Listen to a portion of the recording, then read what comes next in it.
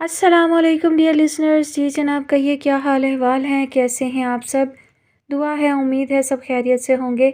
अल्हम्दुलिल्लाह मैं भी बिल्कुल खैरियत से हूँ और नावल की नेक्स्ट एपिसोड लेकर हाजिर हूँ। नावल की फरमाइश हमसे की है नबील अंसारी ने। नावल का नाम है दिल फूलों की बस्ती। मुसन्निफ़ा है निगहत अब्दुल्ला। किस्त नंबर 10। वो बरामदे में बैठी बज़ाहिर आंगन में खेलते अहमद, सोनिया और उमर को देख रही थी, लेकिन ज़हन मुसलसल शाह सिकंदर को सोचने में लगा हुआ था, जिसने बाबा जान को साथ लाने का कहकर मायूसियों में गोया उम्मीद की शम्मा जला दी थी। गो कि वो उससे बहुत खफा होने के साथ शाकी और मुतनफ़र भी हो गई थी। इसके बावजूद उससे एकदम ताल्लुक़ तोड़ लेने का वो गुमान भी नहीं कर सकती थी, क्योंकि वो अच्छी तरह जानती थी कि उसकी ज़िंदगी में आने वाला वो पहला और आखिरी शख्स है। फिर उसके बच्चे की माँ भी बनने वाली थी, इसलिए बाकी सारी बातों के साथ समझौता करना उसकी मजबूरी थी या मोहब्बत, इसका फ़ैसला वक्त को करना था। अभी तो उसे अपने और अपने ख़ानदान की नामूस की फ़िक्र थी और इसकी खातिर दुआ कर रही थी, खुदा करे शाह सिकंदर बाबा जान को लाने में कामयाब हो जाएं। आसिया, अम्मा जी के पुकारने पर वो बुरी तरह चौंकी थी। जी अम्मा जी। शाम उतर रही है, बच्चों को अंदर ले आओ, अम्मा जी ने कहा तो उसने उठकर बच्चों को पुकारा। चलो अहमद, सोनिया, अंदर चलो बेटा। रुक जाएं फूफो, अभी मैं आउट नहीं हुआ। बेईमान, 2 बार आउट हो चुके हो, सोनिया ने तड़क कर कहा तो वो उसे टोकते हुए बोली। बुरी बात सोनिया, बड़े भाई को इस तरह नहीं कहते। चलो अहमद, तुम भी बस करो, बहुत खेल चुके। पूरे 50 रन बनाए हैं और सोनिया तो 0 पर आउट हो गई थी। अहमद इतराता और सोनिया को चिढ़ाते हुए बैट रखकर अंदर भाग गया। और उमर ने कितने रन बनाए हैं? उसने आगे आकर उमर का हाथ पकड़कर उसे बरामदे का स्टेप चढ़ने में मदद दी। ये तो बैट भी नहीं पकड़ सकता, सोनिया ने नाक सुकेड़ कर कहा तो वो बेसाख्ता मुस्कुराकर बोली, अभी छोटा है ना। तभी अदील भाई की गाड़ी की आवाज़ सुनकर उसने सोनिया को गेट खोलने का इशारा किया और खुद उमर को लेकर उसी की रफ्तार से चलती हुई अम्मा जी के कमरे में आ रही थी कि सोनिया के उछलकर शोर मचाने पर रुककर देखने लगी। फूफो, अशर और समिया आए हैं। सीमा भाभी। अदील भाई की गाड़ी से सीमा भाभी को उतरते देखकर वो बेख्याली में उमर का हाथ छोड़कर उनके इस्तकबाल को बढ़ गई थी। सोनिया की आवाज़ पर ही अम्मा जी कमरे से निकल आई थीं और फिर सारे घर में एक खुशगवारी सी फैल गई। मैंने इस्लामाबाद से चलते हुए अदील को फ़ोन कर दिया था कि यहाँ हमें रिसीव करे, और शुक्र है इसे याद रहा, वरना मुझे खासी परेशानी होती, सीमा भाभी ने अम्मा जी के साथ बैठते हुए कहा। खैर, अदील भाई की याददाश्त इतनी कमज़ोर तो नहीं है जो उन्हें आपको रिसीव करना याद ना रहता, आसिया ने भाई की तरफदारी में कहा तो सीमा भाभी फ़ौरन बोली, क्यों, एक बार हमें बाज़ार में नहीं भूल आया था? जनाब, भूला नहीं था बल्कि जानबूझकर छोड़ आया था, क्योंकि आप लोगों की शॉपिंग ख़त्म होने में नहीं आ रही थी। अदील भाई उस वाक़े को याद करते हुए महज़ूज़ होकर बोले थे।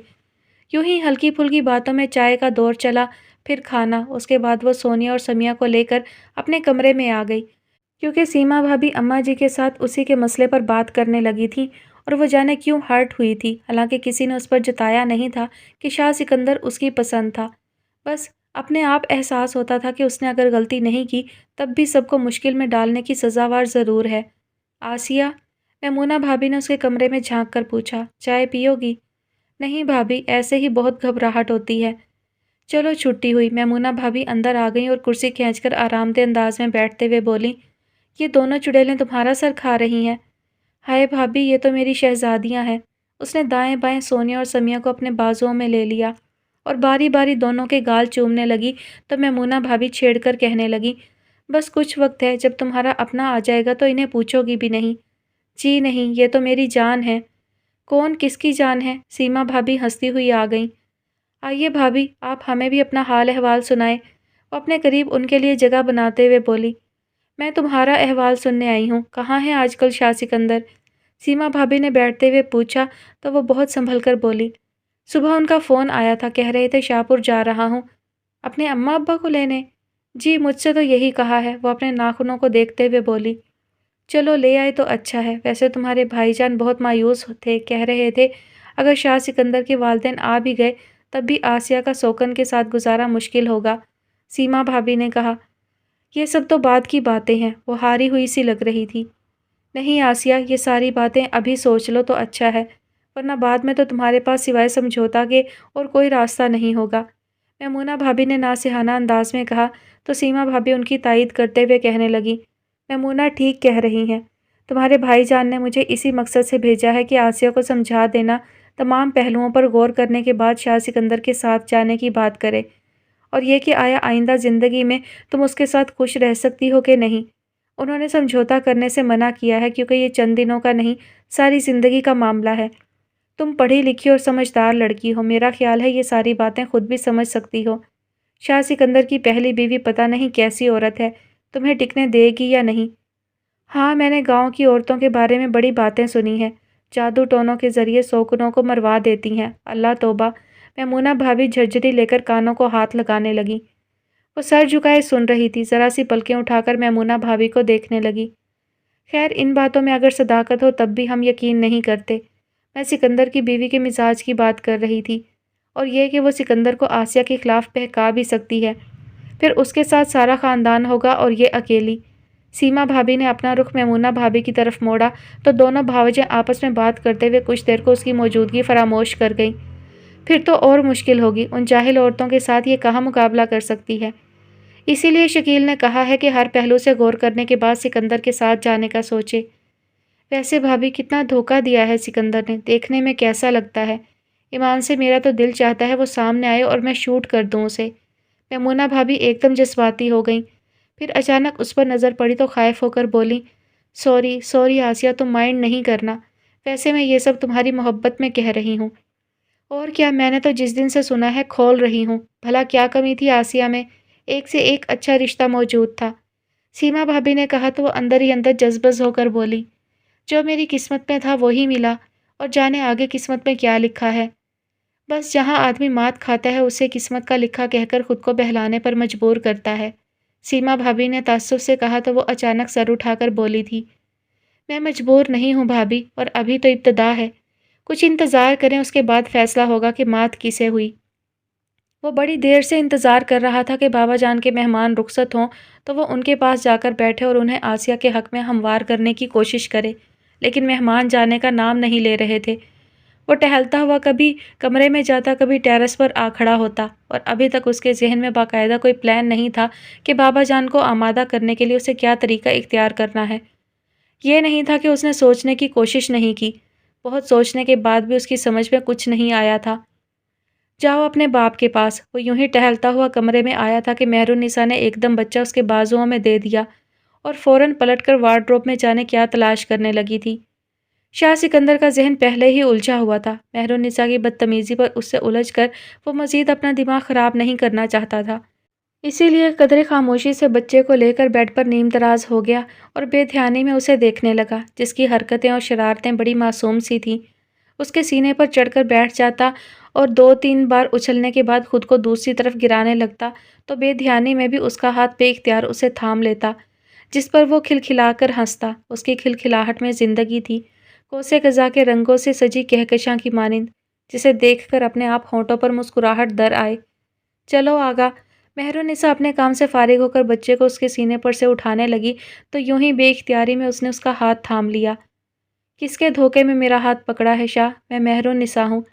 مہرالنساء کے چبھتے ہوئے طنز پر وہ اسے دیکھنے لگا، پھر ایک دم اس کے ہاتھ کو یوں جھٹکا دیا کہ وہ سنبھلتے سنبھلتے بھی اس کے قریب بیٹھ گئی تھی۔ ایک بات پوچھوں مہرالنساء؟ ایمانداری سے جواب دینا، وہ اس کی مخروطی انگلیوں کو دیکھتے ہوئے کہنے لگا۔ آپ بے ایمانی کرتے ہو شاہ، اور مجھ سے ایمانداری کی توقع رکھتے ہو۔ خیر پوچھیں، کیا پوچھنا ہے؟ وہ مسکرائی، بڑی دل فریب مسکراہٹ تھی اس کے ہونٹوں پر۔ کتنی محبت کرتی ہو مجھ سے؟ شاہ سکندر نے نظریں اس کے چہرے پر جما دیں۔ یہ سوال اگر آپ اولین شب کرتے تو میں محبت میں جان دینے کی بات کرتی۔ مہرالنساء نے جواب دے کر اس کی گرفت سے اپنا ہاتھ چھڑا لیا تو وہ بے صبری سے بولا، اور اب؟ میرا مطلب ہے میں ابھی کی بات کر رہا ہوں۔ اب کتنی محبت کرتی ہو؟ اب تو محبت میں دکانداری شامل ہو گئی ہے، دو اور لو، وہ کہہ کر زور سے ہنسی، پھر بچے کو کھینچ کر اپنے سینے میں بھرتے ہوئے بولی، کیوں آگا، ٹھیک ہے نا؟ کوئی ہم سے محبت کرے گا تو ہم بھی کریں گے، ورنہ ہمارے جذبے اتنے سستے تھوڑی ہیں کہ یوں ہی لٹاتے پھریں۔ شاہ سکندر کو اس کے ہنسنے، کھلکھلانے اور اٹھلانے پر غصہ آ رہا تھا، لیکن بڑے ضبط سے بیٹھا تھا۔ کچھ دیر بعد وہ بچے کو فوم پر لٹکا کر اسے دیکھتے ہوئے بولی، بس یا کچھ اور؟ ایک بات اور، اگر میں آسیہ کو یہاں لے آؤں تو تم؟ نہیں، وہ اس کی بات پوری ہونے سے پہلے بول پڑی۔ وہ یہاں نہیں آ سکتی، کسی قیمت پر نہیں۔ اگر آپ کبھی غلطی سے بھی اسے یہاں لے کر آئے تو میں آپ کے سامنے اس کا گلا دبا دوں گی۔ اس سے پہلے میں تمہیں شوٹ کر دوں گا۔ وہ غصے سے کہتے ہوئے اٹھ کھڑا ہوا اور قصدن اس کے پیر کو اپنے بھاری جوتے تلے دبا کر آگے بڑھا تھا۔ ہائے ظالم! مہرونیسا تکلیف سے بلبلا کر اپنے پاؤں پر جھکی تھی۔ وہ یکسر نظر انداز کرتا کمرے سے نکل کر نیچے آیا تو لاؤنج میں بی بی جان بڑی بہو کے ساتھ کہاں جانے کو تیار کھڑی تھیں۔ اسے دیکھتے ہی پوچھنے لگی، تم چلو گے سکندر؟ کہاں؟ وہ رک کر سوالیہ نظروں سے دیکھنے لگا۔ شہر بانو کو لینے جا رہے ہیں ہم، خیر سے اس کی گود بھرنے والی ہے۔ بی بی جان نے خوش ہو کر بتایا تو اسے ایک دم آسیہ کا خیال آیا۔ فوراً آگے آ کر بی بی جان کے کندھوں پر ہاتھ رکھتے ہوئے کہنے لگا، آسیہ کی بھی ایسی ہی حالت ہے بی بی جان، اسے بھی لے آئیں۔ تم اپنے حواسوں میں نہیں ہو سکندر، جس لڑکی کا ذکر بھی اس گھر میں ممنوع ہے تم اسے لانے کی بات کر رہے ہو۔ چلو دلہن، دیر ہو رہی ہے۔ بی بی جان ناگواری سے اس کے ہاتھ ہٹا کر چل پڑیں۔ ان کے جانے کے بعد وہ کچھ دیر وہیں کھڑا رہا اور پھر اس کے بعد بابا جان کے کمرے کا رخ کیا۔ غالباً اس پر جنون سوار تھا جو کوئی موقع نہیں دیکھنا چاہتا تھا اور چاہتا تھا ہر کام اس کے حسب منشا آنن فانن ہو جائے۔ جبھی بی بی جان کا جواب سن کر بھی نہیں رکا اور عباس جان کے سامنے جا کھڑا ہوا۔ مجھے آپ سے کچھ بات کرنی ہے۔ ہاں کہو۔ بابا جان نے سرتا پاؤ اسے دیکھا۔ میں چاہتا ہوں آپ آسیہ کو اپنی بہو تسلیم کر کے یہاں لے آئیں۔ اس نے بغیر کسی تمہید کے کہا تو بابا جان کی پیشانی پر بے شمار شکنیں نمودار ہو گئیں۔ ہم نے شاید تمہیں پہلے بھی منع کیا تھا کہ ہمارے سامنے اس کا ذکر نہیں کرنا۔ جس طرح اس کے ذکر کے بغیر میری کوئی بات مکمل نہیں ہو سکتی، اسی طرح اس کے بغیر میں ادھورا ہوں۔ یہ بات کیوں نہیں سمجھتے آپ؟ کیوں اسے میری زندگی سے نکالنے کے در پہ ہیں؟ ایسی چھوٹی چھوٹی باتیں آپ کو زیب نہیں دیتی بابا جان؟ کم از کم اپنی حیثیت و مرتبے کا خیال کیا ہوتا۔ وہ ان کی ناگواری سے خائف ہونے کے باوجود جتا گیا کہ وہ سب جان چکا ہے۔ کیا کہنا چاہتے ہو تم؟ آپ میری بات اچھی طرح سمجھ رہے ہیں اور مزید سن لیں۔ آسیہ کو آپ کسی بھی نام سے پکاریں، وہ کہلائے گی آپ کی بہو، جو عنقریب میرا ایک اور وارث پیدا کرنے والی ہے۔ کیا آپ اس سے رشتہ توڑیں گے؟ جھٹلا سکیں گے اپنے خون کو؟ ہرگز نہیں۔ اس لیے کیا یہ بہتر نہیں ہے کہ آپ ابھی اسے یہاں لے آئیں؟ مہرونیسا کی وجہ سے یہاں ممکن نہیں ہے تو میں اسے فارم ہاؤس یا کراچی میں گھر لے دوں گا، اور اس سے پہلے آپ کو اسے تسلیم کرنا ہے۔ گویا تم ہمیں اس کے سامنے جھکانا چاہتے ہو۔ بابا جان جیسے ساری بات سمجھ کر مطمئن سے ہو گئے، بڑے آرام سے بولے تھے۔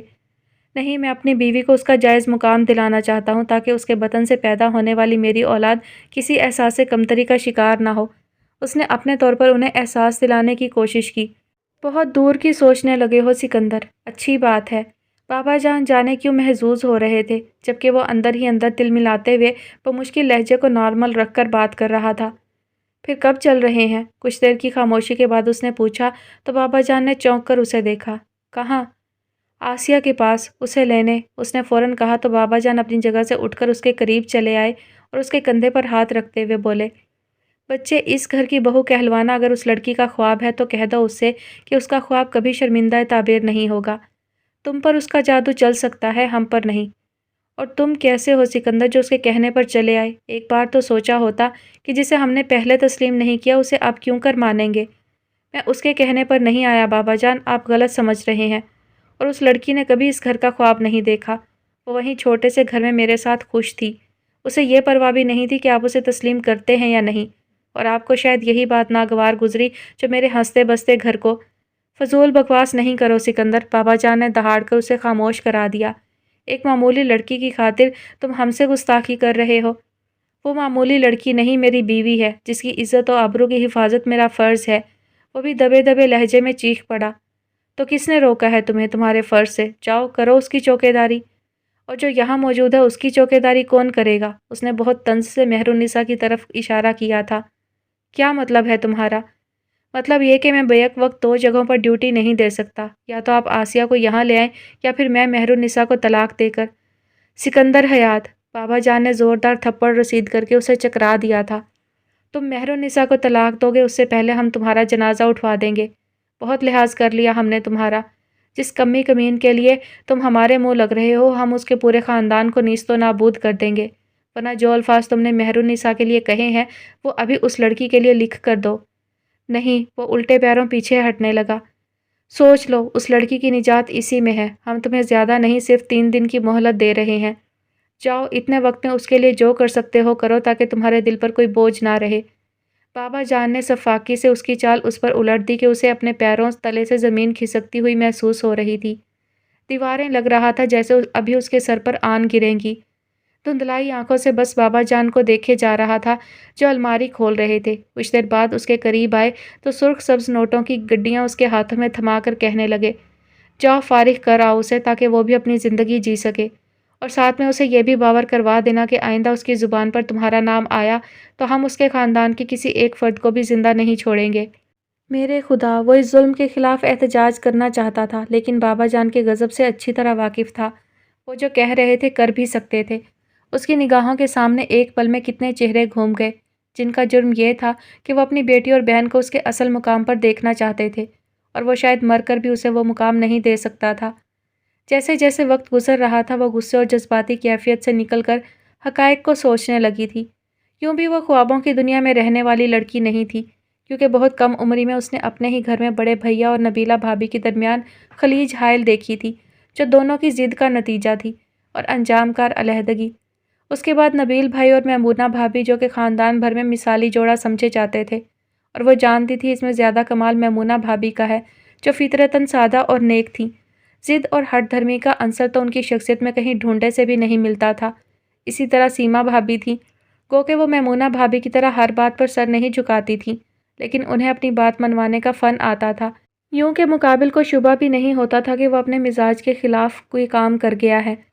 اس لیے ان کی خوشگوار ازدواجی زندگی کا زیادہ کریڈٹ وہ سیما بھابھی کو ہی دیتی تھی، یعنی اپنے گھر میں ہی اس نے دیکھ اور سمجھ لیا تھا کہ گھر بنانا اور بگاڑنا عورت کے ہاتھ میں ہے، اور اب جب اپنے گھر پر بات آئی تھی تو غصے اور جوش جذبات میں جو بھی قدم اٹھایا گیا اور جو فیصلہ کیا گیا گو کہ وہ بھی اپنی جگہ صحیح تھا اور وہ اس سے انحراف نہیں کر رہی تھی، لیکن ساتھ میں یہ بھی سوچ رہی تھی کہ اسے اپنے رویے میں تھوڑی لچک پیدا کرنی پڑے گی، ورنہ اگر شاہ سکندر ضد میں آ گیا تو پھر اس کی بقیہ زندگی گھر کی دیواروں کو سہارا دینے میں گزر جائے گی، کیونکہ آندھی اور طوفان کا کوئی بھروسہ نہیں۔ کیا سوچ رہی ہو بیٹی؟ اماں جی اسے بڑی دیر سے دیکھ رہی تھی، گھٹنوں پر ٹھوڑی ٹکائے چپ چاپ بیٹھی تھی۔ جی، اس نے چونک کر دیکھا۔ مجھ سے کچھ کہا؟ اتنا نہ سوچا کرو، صحت پر برا اثر پڑتا ہے، ہوگا تو وہی جو اللہ چاہے گا، اور اللہ سے اچھی امید رکھو، اماں جی نے اتنے پیار سے سمجھاتے ہوئے کہا کہ اس کی آنکھوں میں نمی اتر آئی تھی۔ پتہ نہیں کیوں اماں جی دل بیٹھا جاتا ہے، شاید مجھ سے کہیں کوئی غلطی ہو گئی ہے، ڈرتی ہوں کہیں میری کوئی بات گرفت میں نہ آ جائے۔ نہیں بیٹا، تمہاری کیا غلطی ہے؟ جس کی غلطی ہے وہی بھگتے گا، اماں جی نے کہا تو وہ پریشان ہو کر کہنے لگی، اگر آپ کا اشارہ شاہ سکندر کی طرف ہے تو وہ مجھ سے الگ تو نہیں ہے، وہ پریشان ہوں گے تو کیا میں آرام سے رہوں گی؟ نہیں اماں جی، یہ ممکن نہیں ہے، مجھے ان کا خیال کرنا چاہیے، وہ ٹھیک کہہ رہے تھے کہ ہم مل کر ہی اس معاملے کو سلجھا سکتے ہیں، اکیلے وہ کچھ نہیں کر سکتے۔ میں جانتی ہوں وہاں انہیں بہت مخالفتوں کا سامنا ہے اور یہاں ہم نے بھی وہی محاذ بنا لیا ہے، ایسا نہیں ہونا چاہیے تھا۔ پھر کیا ہونا چاہیے تھا؟ اماں جی کو اس کی بات سمجھ میں نہیں آ رہی تھی، اور سچ تو یہ ہے کہ خود اس کی سمجھ میں نہیں آ رہا تھا کہ وہ کیا کہنا چاہتی ہے۔ جب ہی الجھ کر اماں جی کو دیکھنے لگی پھر اسی انداز میں بولی، پتہ نہیں کیا ہو رہا ہے۔ آسیہ، برآمدے سے ابا جی پکار رہے تھے۔ جی ابا جی، وہ کمرے سے نکل کر آئی تو کہنے لگے، بیٹا شاہ سکندر کا فون ہے، سن لو۔ بڑے دنوں بعد اس کی دھڑکنیں بے ترتیب ہوئی تھیں اور زردی مائل چہرے پر ہلکی سی سرخی دوڑ گئی، جسے دیکھ کر ابا جی جاتے جاتے بولے تھے، سکندر کو یہیں بلا لو بیٹا، اس کا اپنا گھر ہے۔ جی، وہ یوں ہی سر ہلاتی لابی میں آ گئی اور ریسیور کان سے لگا کر ہیلو کہا تو ادھر سے وہ بہت نرم لہجے میں بولا تھا، ٹھیک تو ہو آس؟ جی، آپ کیسے ہیں؟ جانے دو یار یہ رسمی جملے، زندگی پڑی ہے انہیں دہرانے کو، ابھی تو من کے سونے آنگن کو مہکانے کی بات کرو۔ وہ اچانک جذبات کی رو میں بہنے لگا تھا۔ کہاں ہیں آپ؟ اس نے کسی خیال کے تحت پوچھا۔ یہیں تمہارے قریب، کہو تو سامنے آ جاؤں۔ آ جائیں فوراً، اور کیا آپ کے ساتھ؟ وہ پوچھنا چاہتی تھی بابا جان بھی ہیں، لیکن اس سے پہلے وہ بول پڑا، ابھی میں اکیلا ہی آ رہا ہوں۔ سنو، تم تیار ہو جاؤ، ہم کہیں باہر چلیں گے، مجھے تمہیں بہت ساری باتیں سمجھانی ہے تاکہ بابا جان کے سامنے تم کنفیوز نہ ہو جاؤ۔ آپ کا مطلب ہے؟ وہ کچھ سمجھی کچھ نہیں۔ ہاں، بابا جان کو میں کل لے کر آؤں گا، ابھی میرا تم سے ملنا ضروری ہے، سمجھ رہی ہو نا؟ بس جلدی سے تیار ہو جاؤ، میں آ رہا ہوں۔ شاہ سکندر نے اجرت میں بات ختم کر کے فون بند کر دیا تو وہ اس کے ساتھ جانے کا سوچتی ہوئی اماں جی کے پاس آئی اور وہاں ابا جی کو دیکھ کر انہیں ہی مخاطب کر کے پوچھنے لگی، ابا جی میں شاہ سکندر کے ساتھ باہر چلی جاؤں؟ کیا کہہ رہا تھا وہ؟ ابا جی نے جواب دینے سے پہلے سوال اٹھایا۔ کہہ رہے تھے ان کے بابا جان کل آئیں گے اور اس وقت ان کا مجھ سے ملنا ضروری ہے۔ اس نے شاہ سکندر کی بات دہرا دی۔ کوئی مضائقہ نہیں، چلی جاؤ۔ ابا جی نے اجازت دے دی تو وہ جلدی سے اپنے کمرے میں آ کر کپڑے بدلنے لگی۔ دونوں بھاوجیں دوپہر کے کھانے سے فارغ ہوتے ہی شاپنگ کے لیے حیدری چلی گئی تھیں۔ بڑے تینوں بچے بھی انہی کے ساتھ تھے، صرف چھوٹا عمر اماں جی کے پاس سو رہا تھا۔ اس لیے وہ تیار ہو گئی اور پھر جیسے ہی شاہ سکندر کی گاڑی کا ہارن سنائی دیا، وہ کھڑے کھڑے اماں جی سے اللہ حافظ کہہ کر نکل آئی۔ السلام علیکم، اس کی طرف کا دروازہ کھولتے ہوئے شاہ سکندر مبہم سا مسکرایا۔ وعلیکم السلام، جواباً آسیہ کی مسکراہٹ کھلی ہوئی تھی۔ تھینکس گاڈ، تمہارے ہونٹوں پر مسکراہٹ تو آئی۔ اس نے تشکر کا اظہار کیا، پھر اسپیڈ سے گاڑی رہائشی ایریا سے نکال کر مین شاہراہ پر لے آیا۔ تب کہنے لگا، میرا خیال تھا تم نے میرا اعتبار نہیں کیا ہوگا، اس لیے میرے ساتھ چلنے پر آمادہ نہیں ہوگی اور مجھے زبردستی کرنا پڑے گی۔ کس بات کا اعتبار؟ اس نے پوچھا تو وہ مرر میں اسے دیکھ کر بولا، وہی جو میں نے کہا کہ میں کل بابا جان کو لے کر آؤں گا۔ یہ جھوٹ ہے یا سچ، اس کی بابت میں بعد میں پوچھوں گی، پہلے یہ بتائیں کہ آپ کو یہ خیال کیوں آیا کہ میں آپ کا اعتبار نہیں کروں گی؟ کیا میں تمہارا اعتبار کھو نہیں چکا؟ وہ الٹا اس سے پوچھنے لگا۔ پتہ نہیں، ابھی تک تو میں نے کچھ بھی نہیں سوچا، میں نے کیا کھویا کیا پایا۔ سارے سودوں زیاں کے حساب میں اپنے گھر کی چھت تلے آپ کے ساتھ بیٹھ کر کروں گی، اور اس وقت میں آپ سے بہت لڑوں گی سکندر۔ وہ اچانک ہاتھوں میں چہرہ چھپا کر رو پڑی۔ آس پلیز، وہ پریشان ہو گیا۔ رو گی تو میں گاڑی کسی ٹرک سے دے ماروں گا۔ اس نے ہتھیلیوں سے آنکھیں رگڑ کر ہاتھ نیچے گرا لیے۔ اب گزرے کل اور آنے والے کل کی کوئی بات نہیں ہوگی، بس آج کے دن کو ہم یادگار بنائیں گے۔ اس کے لیے ضروری ہے کہ تم کھلکھلا کر ہنسو، ایسی ہنسی جس کی جلترنگ زندگی کی آخری سانسوں تک میری سماعتوں میں گونجتی رہے۔ شاہ سکندر نے بظاہر ہلکے پھلکے انداز میں کہا تھا۔ سکندر، وہ تڑپ کر بولی، ایسی باتیں کریں گے تو چلتی گاڑی سے کود جاؤں گی۔ اور میں تمہیں کودنے دوں گا؟ شاہ سکندر نے دھیرے سے اس کا ہاتھ تھام لیا، پھر پوچھنے لگا، آئس کریم کھاؤ گی؟ نہیں، وہ بے ساختہ مسکرائی تھی۔ چلو تو پھر یہ گانا سنو۔ اس نے ٹیپ کا بٹن آن کر دیا۔ جب کوئی پیار سے بلائے گا، تم کو ایک شخص یاد آئے گا۔ آسیہ نے فوراً بٹن دبا کر ٹیپ بند کر دیا۔ ارے بند کیوں کر دیا؟ وہ اسکرین سے آگے کہیں بہت دور دیکھتے ہوئے پوچھ رہا تھا۔ مجھے نہیں سننا، وہ روٹھے لہجے میں بولی۔ سننا نہیں، کہنا بھی کچھ نہیں، پھر کیا کرنا ہے؟ آپ وہ باتیں کہیں جن کے لیے آپ مجھے لے کر آئے ہیں۔ وہ اصل موضوع کی طرف آ گئی، لیکن وہ انسنی کر کے گنگنانے لگا۔ پتہ نہیں کس موڈ میں تھا، وہ اسے اس کے حال پر چھوڑ کر شیشے سے باہر دیکھنے لگی۔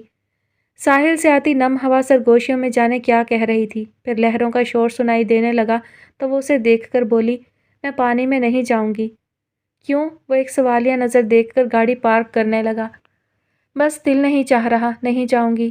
گاڑی سے اترو گی یا یہ بھی نہیں؟ شاہ سکندر نے اس کی ہر بات میں نہیں کو جتایا تو وہ جلدی سے اپنی طرف کا دروازہ کھول کر اتر گئی۔ آؤ، وہ گاڑی لاک کر کے اس کے قریب آیا تو اس کے کندھے پر ہاتھ رکھ کر بے خیالی میں بولا تھا، یہ لہریں ہمیں ساتھ دے کر خوشی سے مچلتی ہوئی ہماری طرف آتی ہیں۔ آج آخری بار اور انہیں مچلنے دو، پھر تو یہ کبھی تم سے میرا اور مجھ سے تمہارا پتہ پوچھیں گی۔ آسیہ نے چونک کر دیکھا تھا۔ چلو ادھر ریسٹورانٹ میں چلتے ہیں، جب شام اترے گی تب لہروں کا تعاقب کریں گے۔ وہ اس کی پوری کھلی آنکھوں میں دیکھ کر مسکرایا، پھر اس کا کندھا دبا کر چلنے کا اشارہ کیا تو وہ کسی معمول کی طرح چلنے لگی تھی۔ آپ مجھے پریشان کر رہے ہیں، وہ اسی بات میں الجھی تھی، بیٹھتے ہی کہنے لگی، جو بھی بات ہے صاف صاف کہہ کیوں نہیں دیتے؟ میں ہر بات سننے کے لیے تیار ہوں، یہ بھی کہ بابا جان نے آنے سے انکار کر دیا ہے۔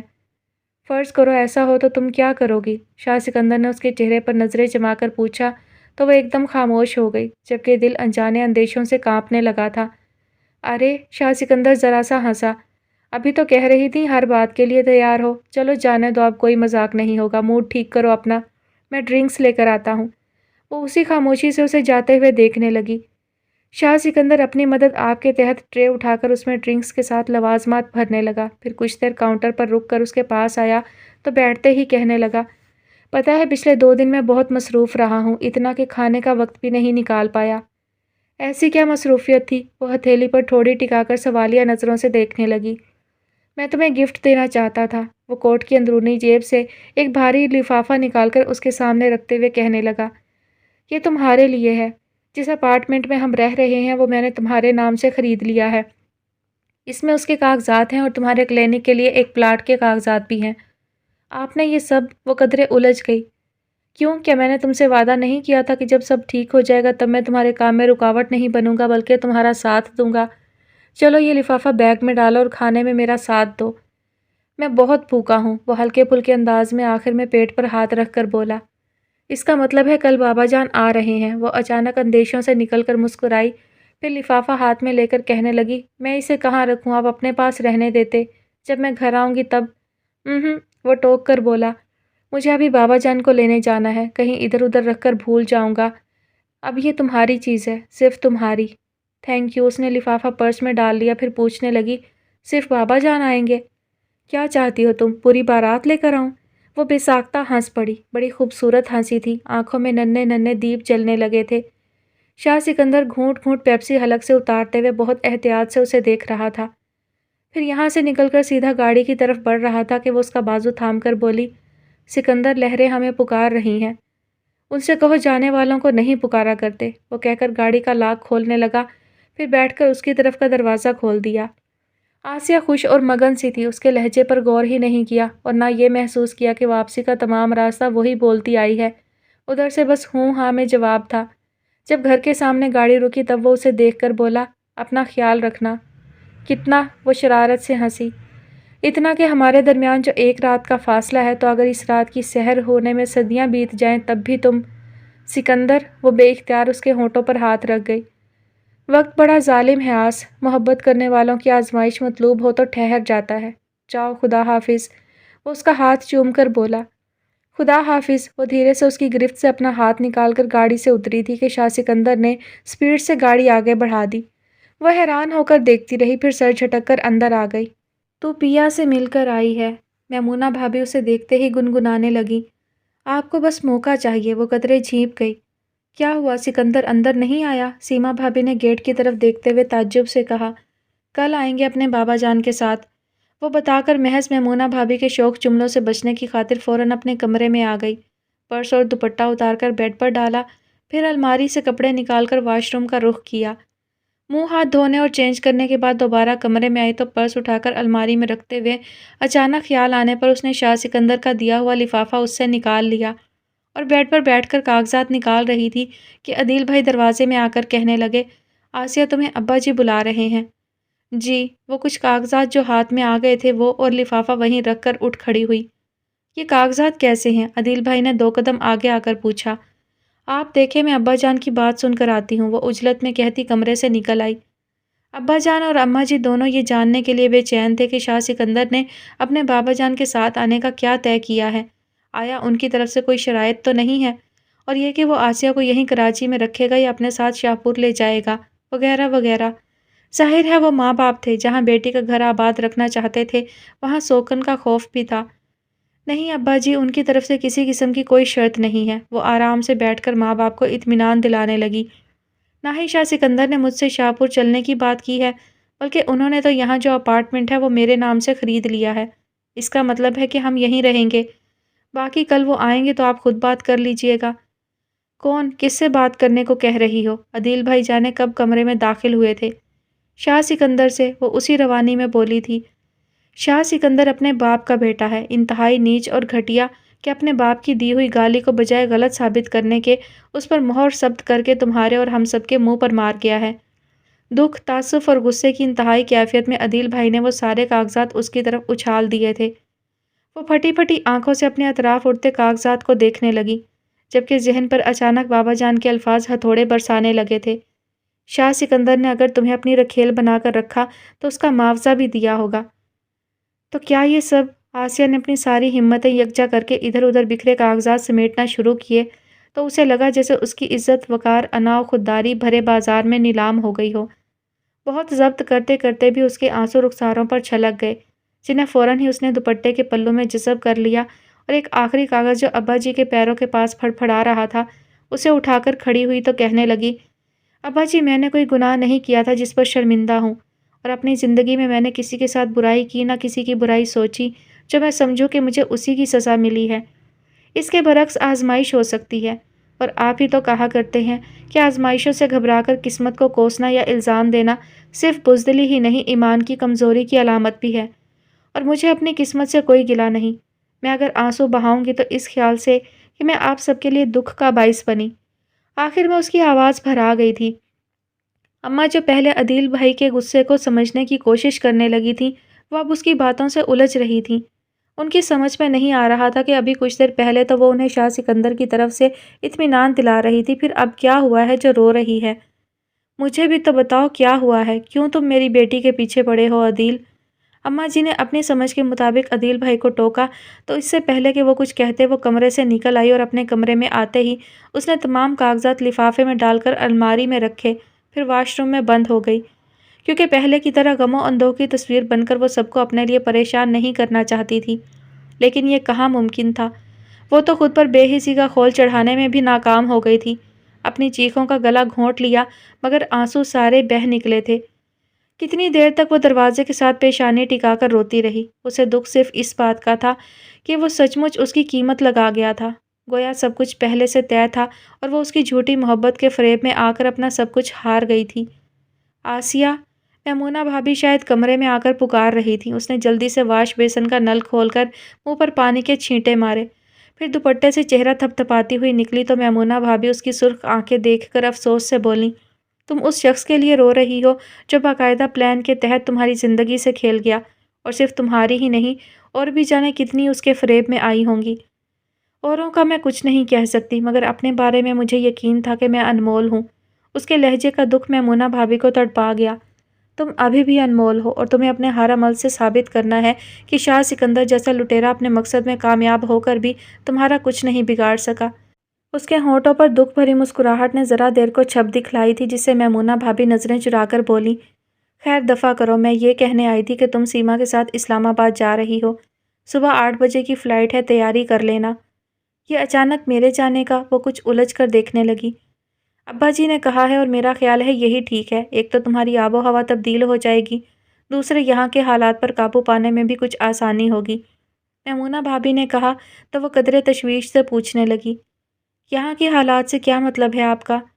عدیل اور خلیل، تم جانتی ہو خصوصاً عدیل کو تمہیں روتے ہوئے دیکھے گا تو جانے جوش جذبات میں کیا کر ڈالے، اس لیے بہتر ہے کہ تم ابھی سیما کے ساتھ چلی جاؤ، کیونکہ اپنے اس دکھ کے ساتھ سمجھوتا کرنے میں تمہیں بھی کچھ وقت لگے گا۔ تم اپنے آنسو چھپا سکتی ہو لیکن تمہاری آنکھوں میں جو وحشت اتر آئی ہے اسے دیکھ کر عدیل کسی طرح بھی شاہ سکندر سے بدلہ لینے سے خود کو نہیں روک سکے گا۔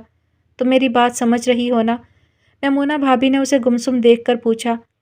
وہ سب سن رہی تھی لیکن حرکت کرنے سے قاصر تھی، کوشش کے باوجود ذرا سا اس بات میں سر نہیں ہلا سکی تو میمونہ بھابی اس کا سرد ہاتھ ہاتھوں میں لے کر کہنے لگی، سنو، اپنے آپ کو سنبھالو، ہم سب تم سے بہت پیار کرتے ہیں اور اتنے پیار کرنے والوں کے درمیان تم کبھی تنہا نہیں ہوگی، یہ میں تمہیں یقین دلاتی ہوں۔ اس کی آنکھوں میں پانی جمع ہو کر قطرہ قطرہ میمونہ بھابی کے ہاتھوں پر گرنے لگا تھا۔ شاہ سکندر جب حویلی میں داخل ہوا تو تقریباً نصف شب بیت چکی تھی۔ سب لوگ اپنے اپنے کمروں میں جانے سو رہے تھے یا جاگ رہے تھے۔ وہ کچھ دیر لاؤنج میں کھڑا در و دیوار کو خود پر ہنستا دیکھتا رہا، پھر بوجھل قدموں سے اوپر اپنے کمرے میں آیا تو مہرالنساء کو بچے کے ساتھ بے خبری کی نیند سوتے دیکھ کر اچانک بپھر کر چیخا، مہرالنساء! وہ نیند میں ہڑبڑا کر اٹھ بیٹھی اور اپنے زور زور سے دھڑکتے دل پر ہاتھ رکھ کر اسے دیکھنے لگی۔ وہ نہیں تو تم بھی نہیں، نکل جاؤ یہاں سے اسی وقت۔ شاہ سکندر کا اب شاید اسی پر بس چل سکتا تھا۔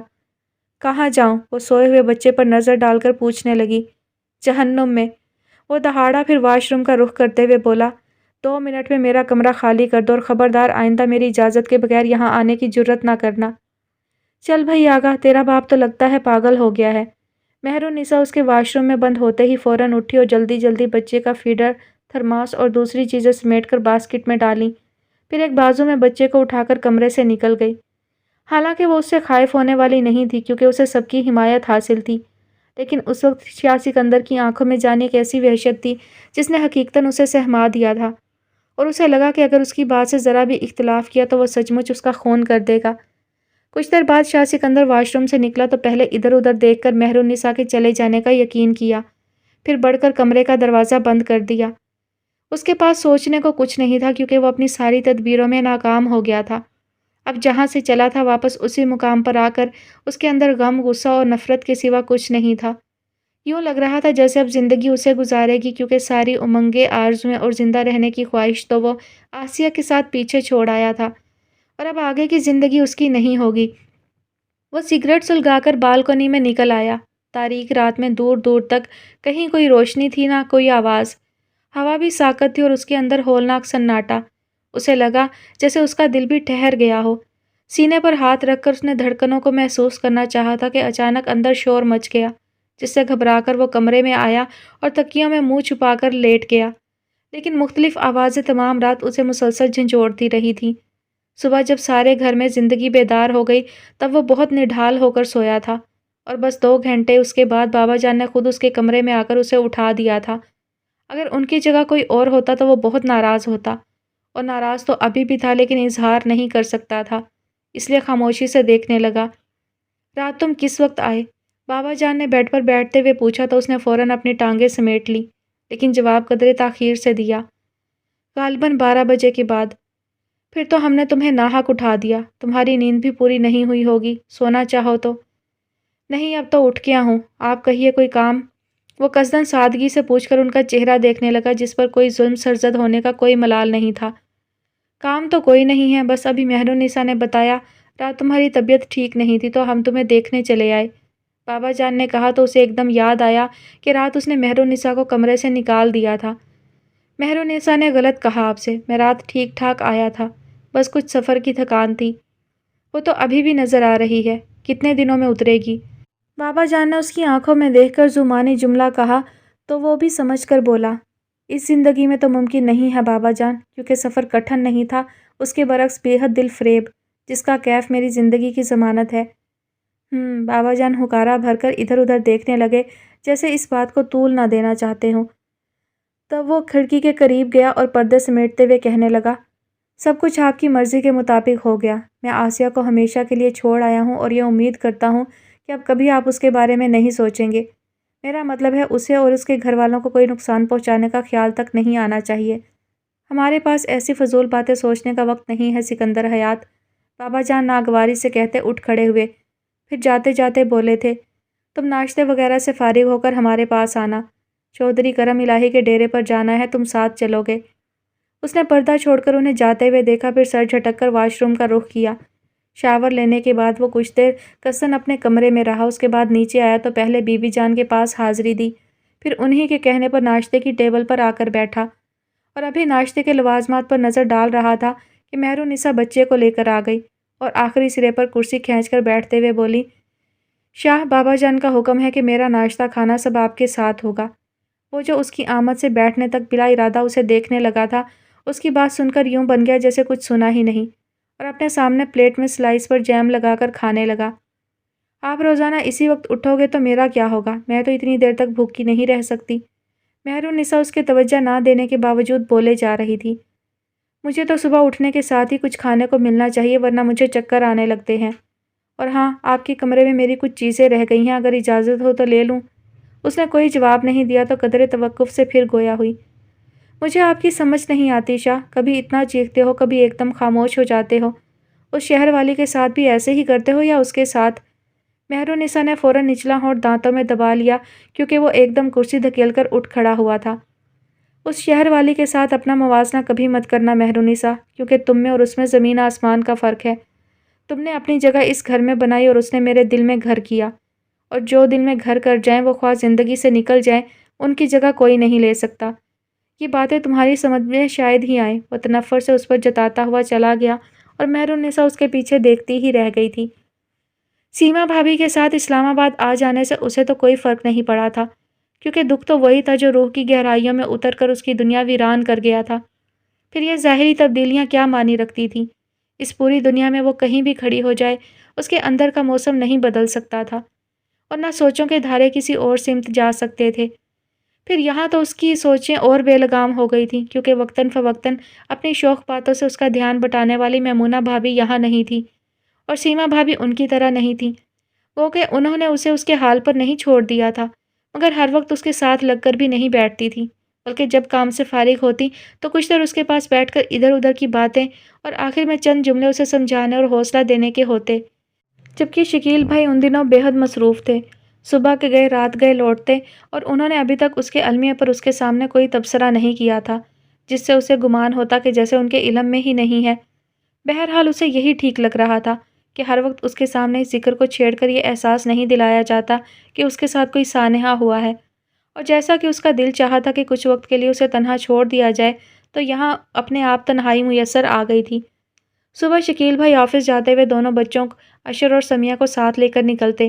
اس کے بعد سمیہ بھابھی بھی بس 10-15 منٹ اس کے پاس بیٹھتی، پھر جو وہ ملازمہ کے ساتھ گھر کے کاموں میں لگتی تو دوپہر تک انہیں اس کے کمرے میں جھانکنے کی فرصت نہیں ملتی تھی، کیونکہ اس دوران کبھی ان کو کوئی ملنے والی آ جاتی، یا اگر انہیں کسی کے ہاں جانا ہوتا تو ہی آتی تھی۔ پھر دوپہر میں اشر اور سمیہ کے آنے سے کچھ دیر کو ہلچل مچ جاتی، لیکن کھانے کے بعد پھر وہی خاموشی کہ سیما بھابھی کے ساتھ بچے بھی سو جاتے تھے، اور اس کا سونا جاگنا، بلکہ شاید ہونا نہ ہونا بھی برابر تھا، کیونکہ وہ بہت گمسم ہو کر رہ گئی تھی۔ اس کے پورے وجود میں بس ایک ذہن تھا جہاں دریچوں کے کھلنے اور بند ہونے کی آوازیں گونجتی رہتی تھیں۔ سارا دن اور کبھی ساری رات ان کھلتے بند ہوتے دریچوں پر نظریں جمائے جمائے اس کی آنکھیں تھک جاتیں، پھر بھی وہ ان میں دیکھتے رہنے سے باز نہیں رہتی تھی۔ کیسی دل فریب حقیقتیں تھیں جن پر خواب کا گماں ہونے لگا تھا۔ مجھے یقین دلاؤ آس کہ تم میری ہو چکی ہو، اور اگر یہ خواب ہے تو مجھے ہمیشہ کی نیند سلا دو۔ وہ اسے پا کر سچ مچ حواسوں میں نہیں رہا تھا۔ دنیا میں کہیں اتنی خوبصورتی نہیں تھی، اور آج مجھے ہر شے حسین لگ رہی ہے، اس لیے کہ کسی بھی سمت اٹھنے سے پہلے نظر تمہارے چہرے پر پڑتی ہے۔ اس کے لہجے کی شدتوں نے اس وقت بھی پلکیں نم کی تھیں۔ تمہاری آنکھوں کی گہرائیوں میں اتر کر میں نے جانا کہ سمندر میں کتنے سیپ چھپے ہیں۔ سکندر حیات، اس نے اپنی جلتی ہوئی آنکھوں پر ہاتھ رکھ کر سوچا، تمہیں جانا ہی تھا تو اتنی محبتیں جتانے کی کیا ضرورت تھی؟ کچھ ایسا کرتے کہ میں تمہارے سحر سے آزاد ہو جاتی۔ اب دل کو کیسے سمجھاؤں کہ وہ سب فریب تھا، تم نے کبھی محبت کی ہی نہیں تھی، جب ہی تو میرے دل کی بستی اجاڑ کر۔ آسیہ، شکیل بھائی کی آواز پر اس نے چونک کر آنکھوں سے ہاتھ ہٹائے اور اٹھنے لگی تھی کہ وہ کمرے کے اندر داخل ہوئے اور ہلکے پھلکے انداز میں بولے، کیا ہو رہا ہے؟ کچھ نہیں، وہ دست دیدہ نظروں سے انہیں دیکھنے لگی جو جانے کسی چیز کی تلاش میں ادھر ادھر نظریں دوڑانے لگے تھے، یا یوں ہی۔ پھر بیڈ پر اس کے سامنے آرام سے بیٹھتے ہوئے بولے، تمہارے ساتھ چائے پینے کا موڈ ہو رہا تھا، میں ابھی لاتی ہوں۔ وہ اٹھنے لگی کہ روک کر بولے، نہیں نہیں، تم آرام سے بیٹھو، میں سیما سے کہہ کر آیا ہوں، وہ لا رہی ہے۔ وہ سر جھکا کر اپنے ناخن دیکھنے لگی۔ یہ سارا مہینہ بہت مصروفیت میں گزرا۔ قدرے توقف سے شکیل بھائی اسے مخاطب کیے بغیر اپنے آپ کہنے لگے، ڈھنگ سے تمہارا حال احوال پوچھنے کا وقت بھی نہیں ملا۔ تمہاری طبیعت تو ٹھیک رہتی ہے نا؟ جی بیٹا، خوش رہا کرو، زندگی میں کرائسس آتے ہیں، ان پر رونے کوڑھنے کا کوئی فائدہ نہیں ہوتا۔ میں نہیں سمجھتا کہ تمہیں کچھ سمجھانے کی ضرورت ہے، کیونکہ تم خود بہت ذہین ہو۔ تمہارے ساتھ جو کچھ ہوا گو کہ اسے بھول جانا ممکن نہیں ہے، لیکن یہ تو کر سکتی ہو کہ اسے خود پر طاری مت کرو، اور یہ سوچ لو کہ اس میں تمہاری بہتری ہوگی۔ شکیل بھائی نے بہت نرمی سے بات شروع کی تھی کہ سیما بھابھی چائے لے کر آ گئیں۔ بیٹھو سیما، تم بھی بیٹھو، میں آسیہ سے بات کر رہا ہوں، انہوں نے ٹرے سے چائے کا کپ اٹھاتے ہوئے کہا۔ پھر کچھ دیر خاموشی سے چائے پینے کے بعد کہنے لگے، جو کچھ ہو گیا میں اس پر بات نہیں کروں گا، کیونکہ مجھے پلٹ کر دیکھنے کی عادت نہیں ہے۔ اتنا تو تم جانتی ہوگی آسیہ، آخر میری بہن ہو۔ اس نے چائے کی پیالی میں سے اٹھتی بھاپ سے نظریں ہٹا کر انہیں دیکھا اور بس ذرا سا مسکرائی تھی۔ اور میں تمہارے گزرے کل کے بارے میں بھی سوچنا نہیں چاہتا، البتہ آنے والے کل کو ضرور سوچوں گا، اور تمہیں بھی اسی کی فکر کرنی ہے۔ کیا عمر ہے تمہاری؟ 22-23 سال، اور آگے پہاڑ سی زندگی ہے جس میں سے 1 سال بھی میں تمہیں شاہ سکندر کے نام پر گنوانے کی اجازت نہیں دوں گا۔ یہ اتنے سارے دن میں نے قصداً تمہیں نہیں چھیڑا کہ اپنے المیہ پر تم جتنا رو سکتی ہو رو لو۔ آج کے بعد تمہاری آنکھوں میں ایک آنسو بھی اس شخص کے نام کا نہیں ہونا چاہیے، کیونکہ وہ مرا نہیں ہے۔ شکیل بھائی کے ٹھہرے ہوئے لہجے میں سخت تنبیہ تھی۔ اس کے ساتھ سیما بھابھی بھی کانپ گئی تھی۔ تمہیں میں نے اسی لیے بلایا ہے اپنے پاس کہ وہاں اماں جی ہر وقت رونا دھونا مچا کر یہ احساس دلاتی کہ تمہارے ساتھ اچھا نہیں ہوا، قسمت خراب ہے، وغیرہ وغیرہ۔ مجھے یہ سب باتیں نہیں پسند، اس لیے ابھی یہاں سے جانے کا سوچنا بھی نہیں۔ چاہو تو یہیں کسی ہاسپٹل میں جاب کر لو، بلکہ ابھی کچھ عرصہ آرام کرو۔ انہیں اچانک خیال آیا تھا جو آرام کا کہہ کر غالباً اس کی ڈیلیوری تک ٹال دیا۔ سیما بھابھی اسے دیکھ کر بولی، ہاں ابھی تو یہ خود مریض لگ رہی ہے، پھر بھی تم اس کا خیال نہیں کر رہی؟ کتنے دن ہو گئے اسے یہاں آئے ہوئے، ایک بار بھی ڈاکٹر کے پاس نہیں لے گئی۔ صبح پہلا کام یہی کرنا۔ ڈاکٹر جہاں آرا کا کلینک قریب ہی ہے، انہوں نے بیوی کو ٹوکتے ہوئے کہا۔ جناب، میں کئی بار اس سے کہہ چکی ہوں، یہ صاف منع کر دیتی ہے۔ اب منع نہیں کرے گی، شکیل بھائی کہتے ہوئے اٹھ کھڑے ہوئے، پھر گھڑی دیکھ کر بولے، صبح میں چھٹی کروں گا، مجھے جلدی مت اٹھانا۔ خیریت؟ سیما بھابی نے خالی کپ ٹرے میں رکھتے ہوئے پوچھا، لیکن وہ انسنی کرتے کمرے سے نکل گئے۔ آپ بھی سونے جا رہی ہیں؟ اس نے سیما بھابی سے یوں ہی پوچھ لیا۔ کہو تو نہیں سوتی؟ نہیں نہیں، آپ سوئیں، مجھے بھی نیند آ رہی ہے، وہ کہتی ہوئی اٹھ کر بیڈ کی چادر ٹھیک کرنے لگی تو سیما بھابی جاتے جاتے رک کر بولی، سنو، تمہارے بھائی جان نے جو کہا ٹھیک کہا، تمہیں ان کی باتوں پر عمل کرنا ہے، اور ہاں ایک بات اور۔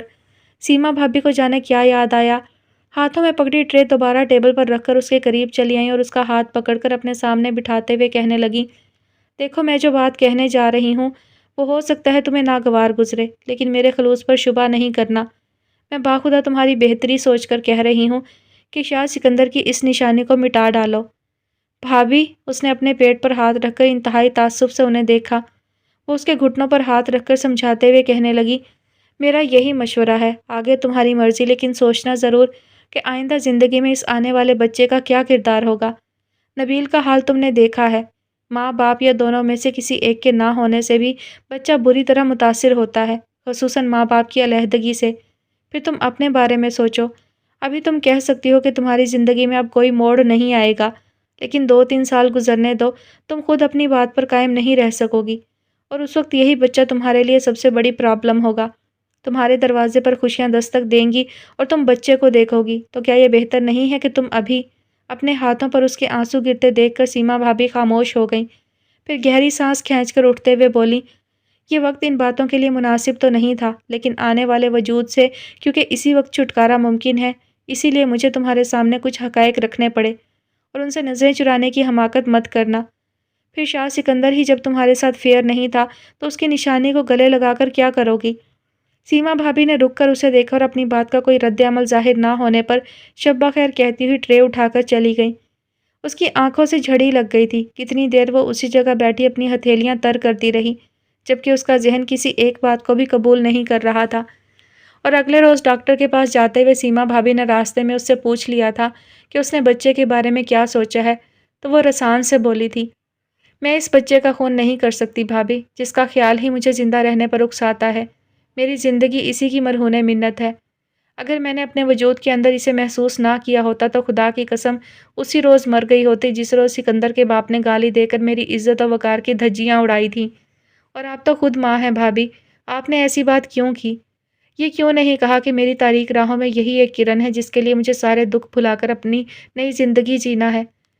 تو طے ہو گیا، تمہیں نئی زندگی جینا ہے۔ سیما بھابی نے مزید کچھ کہنے کا ارادہ ترک کر دیا تھا۔ ہاں، اور اس نئی زندگی میں میرے ساتھ میرا بچہ ہوگا۔ میں نے شکیل بھائی کی بات مان لی ہے، میں اب کبھی پلٹ کر نہیں دیکھوں گی، خود روؤں گی نہ اپنے ساتھ کسی اور کو رلاؤں گی، یہ میرا آپ سے وعدہ ہے۔ وہ بڑے عزم سے بول رہی تھی۔ سیما بھابی کچھ حیران ہو کر اسے دیکھے گئیں، ایک ہی رات میں وہ کتنی بدل گئی تھی۔ وہ سیما بھابی کے ساتھ گھر کے کام کاج میں حصہ لینے لگی تھی، اور اشر سمیہ کے لیے بھی وہ ان کی پہلے والی پھپھو بن گئی تھی۔ انہیں ہوم ورک کرواتی، پھر چھوٹے موٹے گیمز، اور رات میں سمیہ کو اپنے ساتھ سلا کر اسے پریوں کی کہانیاں سناتی۔ یوں بہت حد تک اس کا دھیان بٹ گیا تھا، اور جو وقت تنہائی کا ہوتا اس میں وہ اپنے آنے والے کل کے بارے میں سوچتی تھی۔ یہ نہیں تھا کہ گزرے کل سے اس کا بالکل ناتا ٹوٹ گیا تھا، وہ تو اس کی زندگی کی ایسی سچائی تھی جس کا اس کے خیال میں گزرتا وقت بھی کچھ نہیں بگاڑ سکتا تھا۔ بس وہ خود ہی پلٹ کر دیکھنے سے گھبراتی تھی کہ کہیں پتھر کی نہ ہو جائے۔ بہرحال اسے اسلام آباد آئے 2 مہینے ہو گئے تھے۔ اس دوران کراچی سے جب بھی فون آیا، شکیل بھائی اور سیما بھابی نے اس کے کہنے پر بھی اسے کسی سے بات نہیں کرنے دی تھی، خود ہی اس کی خیریت بتانے کے ساتھ اس کی طرف سے پورا اطمینان دلا دیتے تھے۔ یہ احتیاط انہوں نے صرف اس لیے کی تھی کہ کہیں اماں جی اس کے زخموں کو نہ چھیڑ جائیں انجانے میں، جنہیں بھرنے میں وقت سے زیادہ ان کی کوششوں کا دخل تھا۔ اس کی خاطر دونوں میاں بیوی نے اپنی وہ تمام سرگرمیاں ترک کر دی تھیں جن میں وہ شامل نہیں ہو سکتی تھی۔ اس کے ساتھ یوں وقت گزارتے کہ اسے یہ تک احساس نہیں ہوتا تھا کہ کوئی اپنا کام چھوڑ کر اس کے پاس بیٹھا ہے۔ اس کے باوجود اب اسے اماں جی اور ابا جی کی یاد آنے لگی تھی، جن سے وہ کبھی اتنے دن دور نہیں رہی تھی۔ اس شام وہ شکیل بھائی کے پاس بیٹھ کر بہت عاجزی سے بولی تھی، بھائی میں اماں جی کے پاس جانا چاہتی ہوں، وہ مجھے بہت یاد آ رہی ہیں، اور ابا جی بھی۔ یاد آ رہے ہیں بیٹا تو فون کر لو، جانا ضروری ہے کیا؟ انہوں نے بڑے آرام سے مشورہ دے کر پوچھا۔ اگر آپ ضروری نہیں سمجھتے تو ٹھیک ہے، فون کر لیتی ہوں، اس نے کچھ اتنی مایوسی سے کہا کہ شکیل بھائی کو اس پر رحم آ گیا۔ میں منع نہیں کر رہا بیٹا، اصل میں میرا ارادہ اماں جی اور ابا جی کو کچھ دنوں کے لیے یہاں بلانے کا ہے۔ تم چلی جاؤ گی تو پھر وہ آنے کے لیے مشکل سے ہی تیار ہوں گے۔ ٹھیک ہے، پھر میں ان کے ساتھ چلی جاؤں گی، اس نے فوراً کہا تو شکیل بھائی اسے دیکھ کر سنجیدگی سے پوچھنے لگے، تم اپنے جانے کی بات کیوں کرتی ہو؟ یہاں تمہیں کوئی تکلیف ہے؟ اس نے نفی میں سر ہلا دیا۔ پھر پھر کیوں جانا چاہتی ہو؟ وہ جانے کیا جاننا چاہتے تھے۔ آپ کیوں چاہتے ہیں کہ میں آپ کے پاس رہوں؟ اس نے بہت ہمت کر کے ان سے سبب پوچھ لیا۔ کچھ دیر خاموشی سے اسے دیکھتے رہے، انداز ایسا تھا جیسے اس کے ذہن تک رسائی حاصل کر رہے ہوں۔ پھر قدرے مطمئن ہو کر بولے، اس کی کئی وجوہات ہیں جو میں ابھی بتانا نہیں چاہتا، بس اتنا سن لو کہ تمہاری بہتری اسی میں ہے۔ ابا جی آ جائیں تو میں ان سے بھی یہی کہوں گا کہ تمہیں یہیں رہنے دیں، اور بیٹا یہ بھی تمہارا اپنا گھر ہے، وہاں خلیل بھائی اور عدیل ہیں تو یہاں میں ہوں، کیا تمہیں ان بھائیوں سے زیادہ محبت ہے؟ آخر میں ان کے ہلکے پھلکے انداز پر وہ بے ساختہ مسکرائی تھی۔ پھر تیسرے دن ہی اماں جی اور ابا جی آ گئے تو ایک تو وہ پہلے ہی کافی حد تک سنبھل چکی تھی، ان کے سامنے خود کو مطمئن اور پرسکون ظاہر کیا۔ اس کے باوجود اماں جی اسے دیکھتے ہی رونے لگی تھی، جس پر شکیل بھائی خاصے انجان بن کر اس سے پوچھنے لگے، آسیہ یہ اماں جی کو کیا ہوا ہے، کیوں رو رہی ہیں؟ پتہ نہیں بھائی، وہ سٹ پٹا گئی، میں نے تو کوئی ایسی بات نہیں کہی۔ اماں جی آسیہ بہت خوش ہے، آپ اس طرح نہیں کریں ورنہ میں اسے یہاں سے بھی دور بڑے بھیا کے پاس بھیج دوں گا، شکیل بھائی نے قدرے خفگی سے کہا تو اماں جی اپنے آنسو دوپٹے میں جذب کرتے ہوئے بولی، کہیں نہیں جائے گی یہ، میں اسے اپنے ساتھ لے کر جاؤں گی۔ شکیل بھائی نے اس وقت کوئی تکرار نہیں کی اور اٹھ کر چلے گئے۔ تب وہ اماں جی کے گلے میں بازو ڈالتے ہوئے بولی، آپ روئیں نہیں اماں جی، میں آپ کے ساتھ چلوں گی، لیکن ابھی آپ شکیل بھائی کے سامنے ایسی کوئی بات نہیں کریں، وہ ناراض ہوتے ہیں، اور ٹھیک ہی ناراض ہوتے ہیں، جب اللہ نے آپ کو ان جیسے لائق و فرمانبردار بیٹوں سے نوازا ہے تو پھر آپ کو رونے اور فکر کرنے کی کیا ضرورت ہے؟ انہیں یہی بات تکلیف دیتی ہوگی کہ ان کے ہوتے ہوئے آپ پریشان ہوتی ہیں۔ آسیہ ٹھیک کہہ رہی ہے اماں جی، سیما بھابھی اس کی تائید کرتے ہوئے بولی، روتے وہ ہیں جنہیں آگے اندھیرا نظر آتا ہے، آپ کو اللہ نے ماشاءاللہ بہت نوازا ہے، آپ کو آسیہ کی فکر کرنے کی ضرورت نہیں ہے، اس کے بھائی کبھی اس سے غافل نہیں ہوں گے۔ میں جانتی ہوں اس کے بھائی اس کا بہت خیال رکھنے والے ہیں، لیکن اماں جی جانے کیا کہنے جا رہی تھیں کہ اسے دیکھ کر ایک دم خاموش ہو گئیں اور اس نے اپنے آپ سوچ لیا تھا، لیکن وہ مان نہیں دے سکتے جو ایک عورت کو اپنے گھر اپنے شوہر پر ہوتا ہے۔ کیوں کتنے بہت سارے دن گزر گئے، ابا جی کچھ دن بعد ہی واپس چلے گئے تھے اور اماں جی اس کے لیے وہیں رک گئیں، کیونکہ شکیل بھائی کسی طرح اسے کراچی بھیجنے پر تیار نہیں ہوئے تھے۔ پتہ نہیں انہوں نے اس کے لیے کیا سوچ لیا تھا، اور جانے اماں جی سے کیا کہا کہ اب وہ بھی یہی کہتی تھی کہ اسے یہیں رہنا چاہیے، اور اس نے ابھی تک کسی سے کوئی اختلاف نہیں کیا تھا، سب سن کر خاموش رہتی، لیکن اس کا یہ مطلب نہیں تھا کہ اس نے خود کو حالات کے رحم و کرم پر چھوڑ دیا تھا۔ وہ اپنے بارے میں بہت کچھ سوچتی رہتی تھی اور خاموش یوں تھی کہ ابھی اپنی کسی سوچ پر عمل کرنے کا وقت نہیں آیا تھا، کیونکہ اس کی ڈلیوری قریب تھی اور ان دنوں وہ اپنے آپ کو چھپائے پھرتی تھی، خصوصاً شکیل بھائی کے سامنے جانے سے بہت کتراتی، اس لیے ان کے ساتھ بیٹھ کر بات کرنے کا سوال ہی نہیں تھا، ورنہ اس کے اندر خاصی بے چینی تھی، یعنی جاننا چاہتی تھی کہ وہ اس کے بارے میں کیا سوچتے ہیں جو اس کے کراچی جانے کا سنتے ہی سختی سے منع کر دیتے ہیں۔ کئی بار اس نے اماں جی سے پوچھا، لیکن ان کے جواب اسے مطمئن نہیں کر سکے تھے، جس سے وہ سمجھ گئی کہ انہیں بھی اصل بات معلوم نہیں ہے۔ بہرحال اب زیادہ دن نہیں تھے، اس نے سوچ لیا ڈلیوری کے بعد وہ خود شکیل بھائی سے بات کرے گی۔ شاہ سکندر نے جس زندگی سے فرار کی خاطر گھر بار چھوڑا تھا شاید وہی اس کا مقدر تھی، اور اس بات سے سمجھوتا کرتے ہوئے اگر اسے دکھ تھا تو صرف اس بات کا کہ وہ اس لڑکی کو اجاڑ آیا تھا جس نے اپنے دل کی بستی کی حکمرانی اور نگہبانی اسے سونپی تھی۔ اس کے لیے وہ خواب و خیال نہیں تھی اور نہ ہو سکتی تھی، کیونکہ اس کی سنگت میں گزارا ایک ایک لمحہ اس کے دل پر رقم تھا، اور اس نے اپنے جینے کے لیے یہی سزا تجویز کی تھی کہ باقی ماندہ حیات انہی لمحات کے سہارے تمام کرے گا۔ لیکن یہاں مہر النساء تھی۔ جس روز اسے معلوم ہوا کہ وہ دوسری عورت شاہ کی زندگی سے ہمیشہ کے لیے نکال دی گئی ہے تو نہ صرف وہ مطمئن ہو گئی بلکہ اس خیال سے کہ اب شاہ صرف اس کا ہے اس کا رویہ بھی بدل گیا تھا۔ پہلے وہ اس کی ہر بات پر دل ملا کر جھٹ دوسری عورت کا تانا دیتی اور کسی طرح اپنے تنفر کو چھپا نہیں سکتی تھی، لیکن اب وہ بہت محتاط ہو گئی تھی۔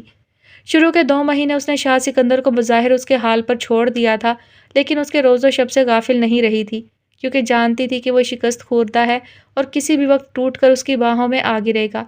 اس وقت اگر اسے سہارا دے کر اپنا نہ بنا سکی تو اس کی تو بن ہی جائے گی، یعنی اس کی وہی سوچ تھی، جیتوں تو تجھے پاؤں، ہاروں تو پیا تیری۔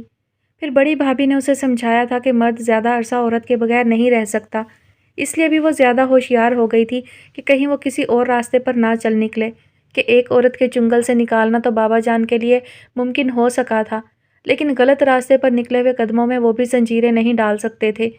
جبھی شاہ سکندر کو اس کے حال پر چھوڑنے کے باوجود وہ اس کے روز و شب پر کڑی نظر رکھے ہوئے تھی۔ گو کہ شاہ سکندر نے آتے ہی اسے اپنے کمرے سے بے دخل کر دیا تھا، پھر بھی رات میں جب تک وہ سو نہ جاتا وہ کسی نہ کسی بہانے اس کے کمرے میں چکر لگاتی رہتی تھی۔